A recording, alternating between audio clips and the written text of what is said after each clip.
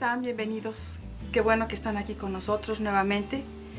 Estamos haciendo un estudio sobre la salvación y vamos a comenzar con nuestra tercera parte. Por favor, acompáñenos. Sean muy bienvenidos nuevamente.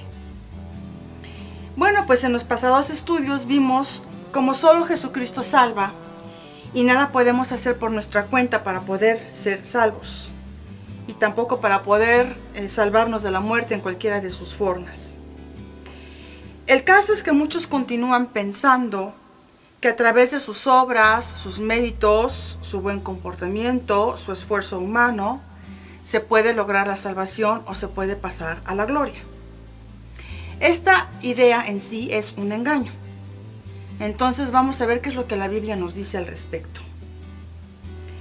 Bueno, pues si nos remontamos a los tiempos de Moisés en el Antiguo Testamento, es el hombre por el cual el Señor liberó a Israel de la opresión del pueblo egipcio.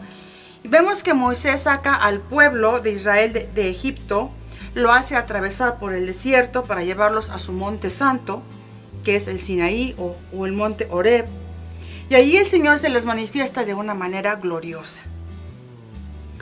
El pueblo de Israel había estado oprimido por 430 años. Por lo tanto, su mentalidad y su corazón habían adquirido una mentalidad y una actitud de esclavos.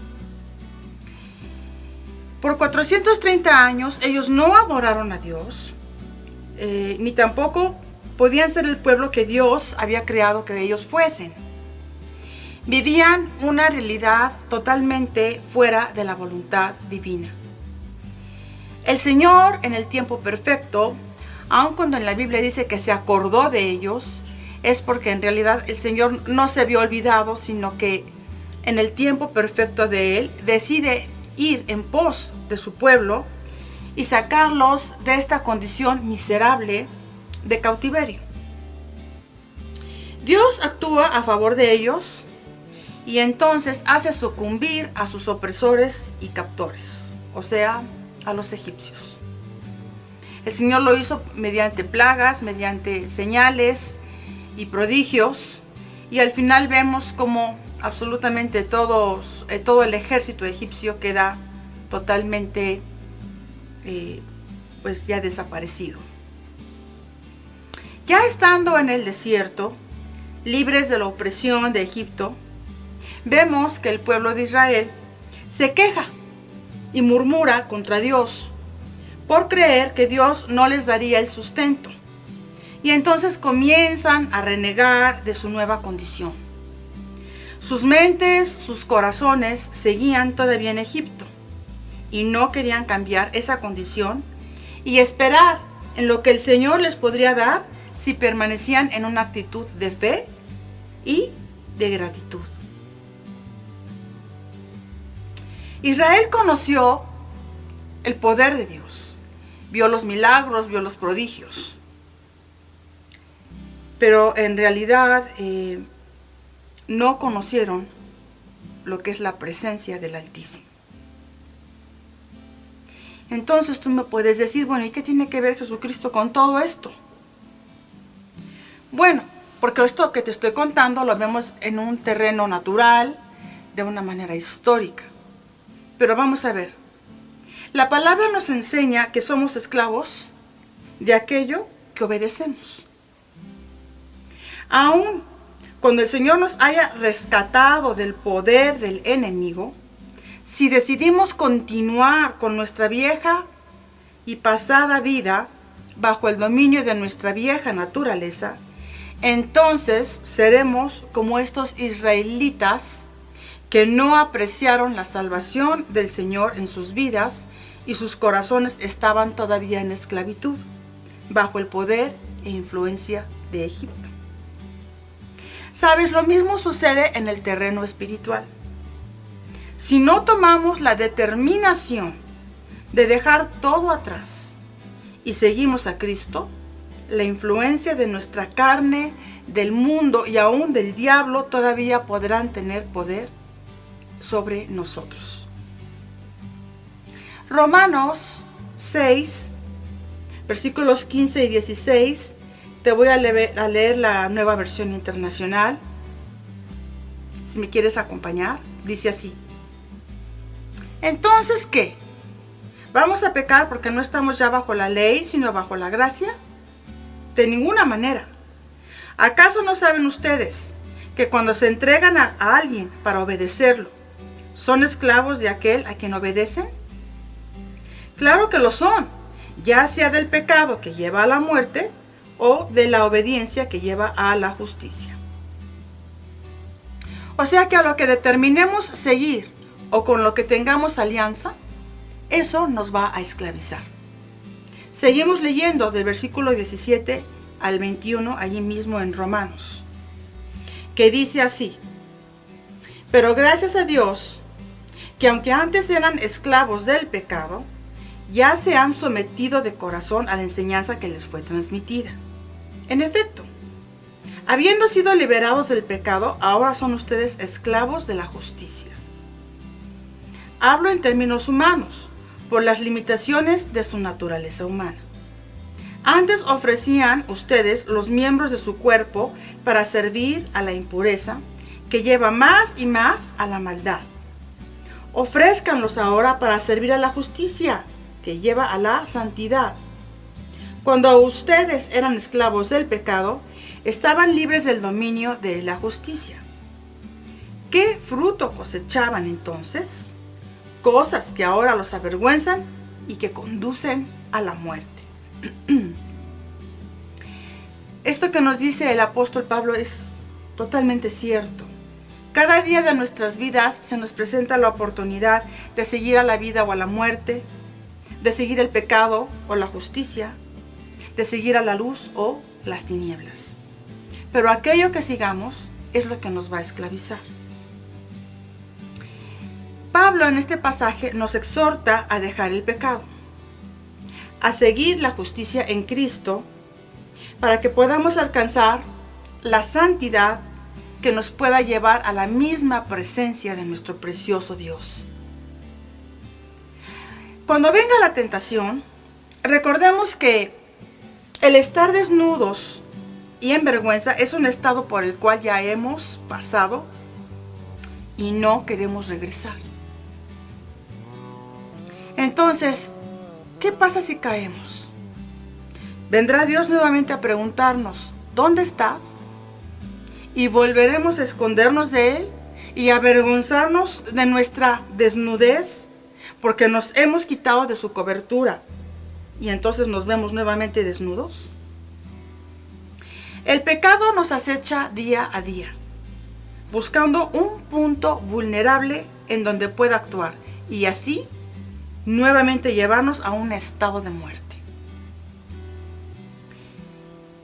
El cristiano que busca a Jesús con todo su corazón no peca intencionalmente. Sí podemos pecar, porque aún nuestro cuerpo todavía no ha sido redimido.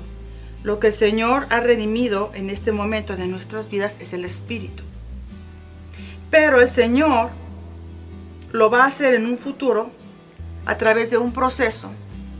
Y mientras nosotros caminamos en la presencia del Espíritu Santo, lo que el Espíritu Santo hace es que empieza a procesar nuestra carne, nuestras actitudes, nuestros pensamientos, nuestra voluntad, y nos va trayendo poco a poco, cada vez más, la presencia de Jesús. Esto nos va a traer una madurez para que el Espíritu tenga dominio sobre la carne. Dios sabe que nos equivocamos, que podemos volver a caer.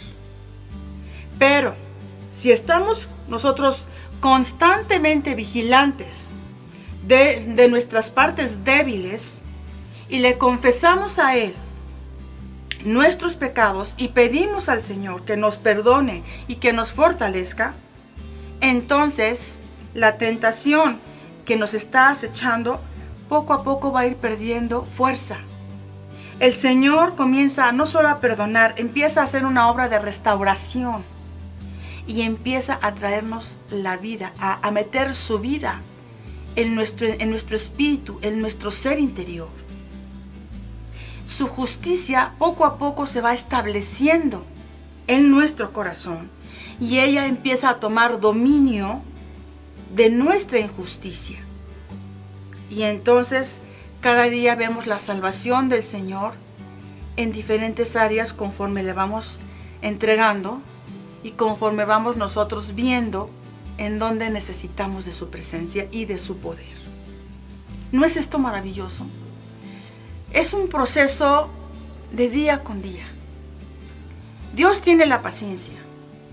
Dios tiene el amor para hacerlo. Ya nos dio su promesa. Ya nos hizo salvos. Pero el Espíritu está ávido de Dios. Quiere conocer a Dios.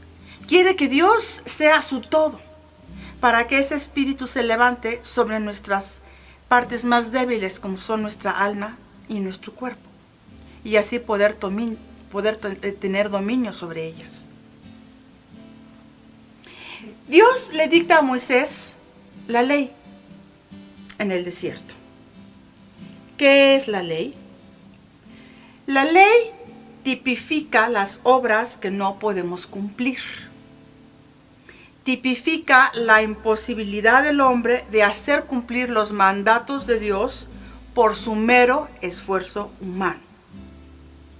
La ley nos señala nuestras debilidades y nuestros pecados y nos hace reconocer nuestra condición pecaminosa, imposible de vencer con solo tratar de ser mejores. En realidad nuestras buenas obras no alcanzan a borrar y a cancelar nuestros pecados. Entonces, si a mí me dicen, pórtate bien para que Dios te perdone, bueno, más bien tengo que ir, entregarle al Señor lo que hice, arrepentirme, pedirle que me perdone y me perdona. Pero no es porque yo me porte bien que Él me va a perdonar. No se trata de que nosotros nos ganemos el favor de Dios. Se trata de hacer valer la obra meritoria de Jesús en la cruz y traerla a nuestra vida. De eso se trata. Es de Jesucristo. La tradición nos enseña que seamos buenos para que Dios nos ame y no nos castigue. Yo recuerdo de chica que así me decían: Dios te va a dejar de querer si no haces esto. O pórtate bien para que Dios te quiera, porque si no Dios te va a castigar y te vas a ir al infierno. La tradición nos pide que hagamos cosas que nos rediman o que creen que nos redimen, como hacer largas oraciones, penitencias, votos, peregrinaciones, levantar altares, orar a imágenes, portar amuletos, edificar templos y hacer buenas obras de caridad y muchas cosas más. Todo esto en nada nos acerca a nuestra salvación. No es por obras ni por mérito humano que podemos alcanzar la gracia y la gloria de Dios. La salvación no es no es por causa de nuestras obras. A ver, vamos a ver qué dice la Biblia. Acompáñame en Romanos 3:10. Estamos leyendo la Nueva Versión Internacional. Y dice así: no hay un solo justo, ni siquiera uno. No hay nadie que entienda, nadie que busque a Dios. Todos se han descarriado, a una se han corrompido. No hay nadie que haga lo bueno, no hay uno solo. Y así sigue todo el pasaje, lo puedes seguir leyendo. Pero vamos a leer los versículos 17 y 18, que dice: y no conocen la senda de la paz. No hay temor de Dios delante de sus ojos. Esta es la condición humana. Y así hacemos cosas que parecen buenas y creemos que Dios lo está tomando en cuenta y que nos vamos a ir al cielo. Pero aquí la palabra nos dice otra cosa, ¿verdad? En el versículo 20, ahí mismo nos dice: por tanto, nadie será justificado en presencia de Dios por hacer las obras que exige la ley. Más bien, mediante la ley cobramos conciencia del pecado. Entonces, Dios escribió la ley para que nosotros tuviésemos conciencia, estuviésemos ahora sí que conscientes de nuestros pecados, pero las obras o la ley en sí no salvan. El versículo 21 dice: pero ahora, sin la mediación de la ley, se ha manifestado la justicia de Dios. O sea que aquí me está diciendo, sin la intervención de las obras, se ha manifestado la justicia de Dios, de la que dan testimonio la ley y los profetas. Entonces, esta justicia de Dios, ya se habló de ella a través de lo que es la ley y los profetas. Dios entonces nos dice que tanto la ley y los profetas están hablando de la justicia de Dios, y la justicia de Dios es Jesucristo, quien se ha manifestado en el mundo, y Él es la única fuente de justicia que viene por parte de Dios. Si quieres leer conmigo un poquito más, del versículo 22 al 24, dice así: esta justicia de Dios llega mediante la fe en Jesucristo a todos los que creen. Entonces, para yo ser justo, para yo poder considerarme una persona justa delante de Dios, yo tengo que venir en fe y creer en Jesucristo. De hecho, dice la palabra, no hay distinción, pues todos han pecado y están privados de la gloria de Dios, pero por su gracia son justificados gratuitamente mediante la redención que Cristo Jesús efectuó.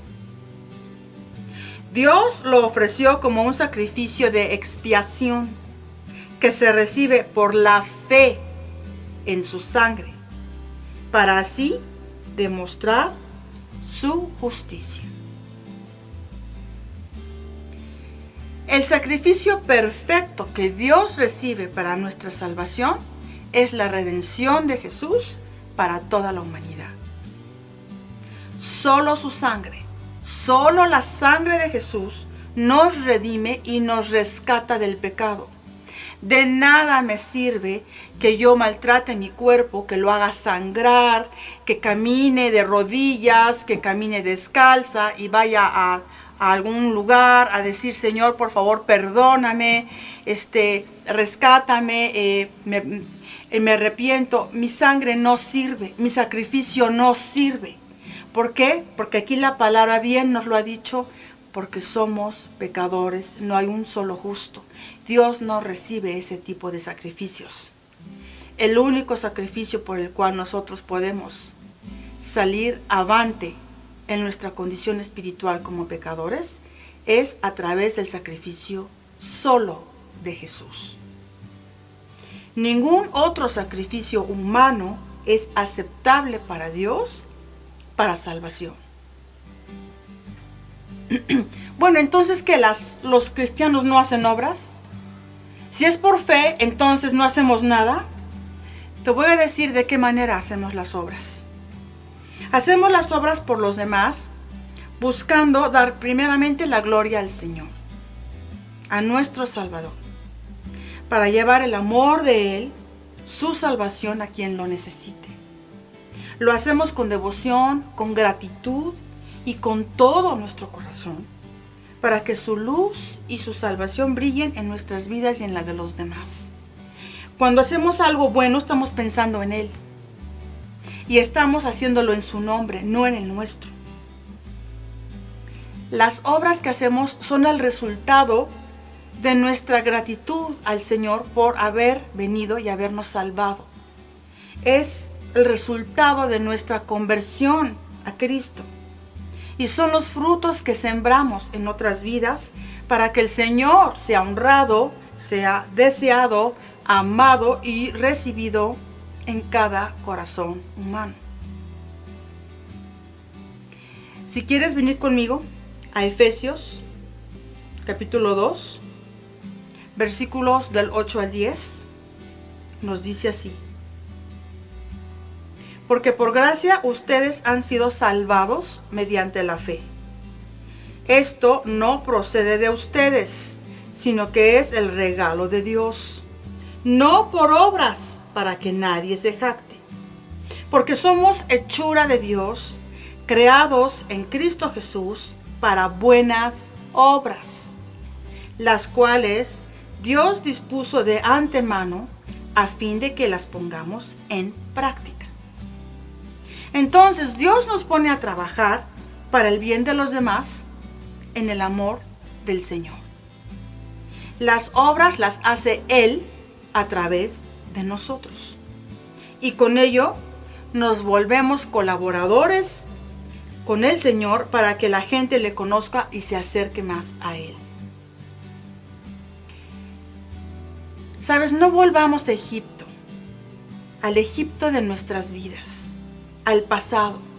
No regresemos al lugar espiritual de donde el Señor nos sacó.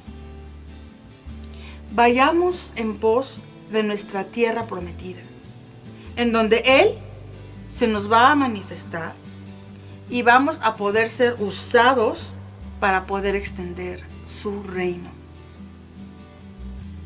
El Señor quiere que seamos el pueblo que Él espera ver en nosotros, como así esperaba verlo con los israelitas, y por el cual Él dio su vida para rescatarlo, para bendecirlo, para justificarlo y aún más para glorificarlo en su precioso Hijo Jesucristo. Esto es la salvación. Las obras son solamente la evidencia de que somos salvos. Y todo lo llevamos a cabo para darle la gloria a Él. ¿Por qué? Porque Él nos ha amado antes de que nosotros pudiésemos pensar en la palabra amor. Porque Él entregó su vida, entregó todo para que tú y yo algún día podamos ver su rostro en la gloria. Y no fuésemos condenados, ¿verdad?, en el poder de la muerte y tener que estar condenados a la muerte espiritual, física, y a la eterna, por siempre y por los siglos de los siglos. Es por eso que trabajamos, por Él, para Él y en Él. Y cualquier cosa que hagamos en nuestro nombre, para Dios no sirve, porque no está viendo a su Hijo reconocido y puesto en el lugar donde Él mismo lo ha puesto, como el Señor de señores, como el Rey de reyes. Con esto yo espero que haya quedado claro sobre lo que es la salvación y que podamos tomar conciencia de que no es cualquier cosa. Le tomó a Dios mucho tiempo podernos hablar y hacernos entender la obra de Jesús por cada uno de nosotros. ¿Qué te parece si le damos las gracias con una oración y lo aceptamos como nuestro Salvador? ¿Me acompañas? Padre amado, yo te doy gracias por esta palabra, porque tú traes, Señor, a la luz la verdad y podemos conocer, Señor, verdaderamente lo que tú nos haces saber sobre la salvación. Perdóname, Señor, porque yo he hecho obras pensando en que así sería yo salva, en que así yo sería amada por ti y aceptada por ti, cuando en realidad tu palabra nos habla de que siempre nos has amado y que por lo mismo entregaste a tu Hijo para que viniéramos a Él, pudiéramos nosotros de Él recibir la salvación y no nos perdiéramos y pudiésemos tener la vida eterna. En esta hora yo te entrego todo y me arrepiento de todas las cosas que hice pensando en que yo me merecía la salvación por mi mérito.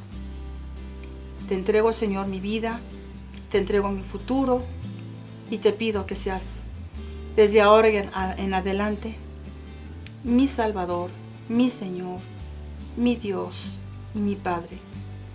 Y que me sigas hablando y siga yo conociéndote cada día más. Te lo pido esto en el nombre de Jesús. Amén. No es difícil entender. Es solo tener un corazón abierto para escuchar. Es mi oración y es mi deseo que el Señor abra tu corazón para que Él pueda entrar. Que Dios te bendiga. Hasta pronto.